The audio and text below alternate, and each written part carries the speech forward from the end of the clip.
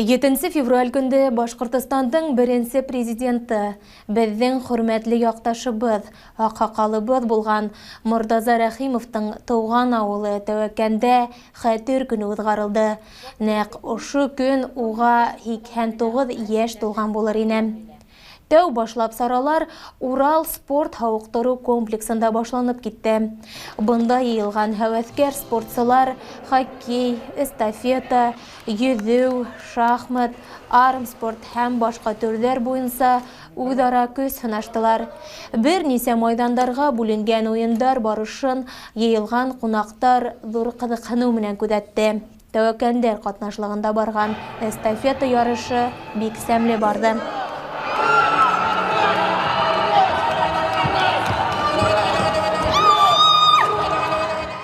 Бассейн залында райондан килгән балалар Мортаза Губайдулла улы истәлегенә йөзү буенча ярышта катнашты.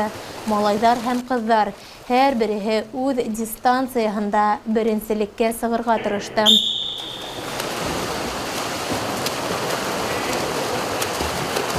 Хоккей майданында иһә Морак һәм Ләүмбәт авылдары укучылары командалары буз өстендә сәкән һуктылар. Әлбиттә, кызу уен барышын көйәрмәндәр зур игътибар белән күзәтеп, яраткан командаларын еңүгә өндәнә.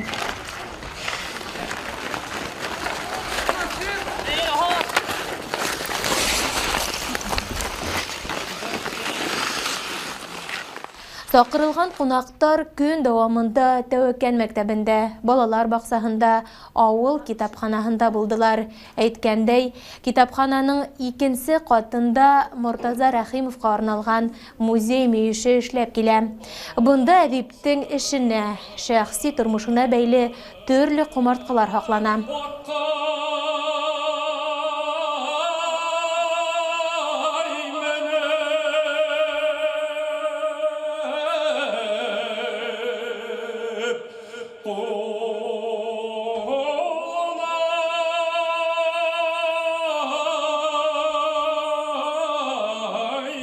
Хәтер көне Тәвәккән авыл мәдәният усагында дәвам итте. Мортаза Губайдулла улының авылдаштары район халкы катнашлыгында барган истәлекле сарала бабай хакында йылы һүзләр яңгыраны.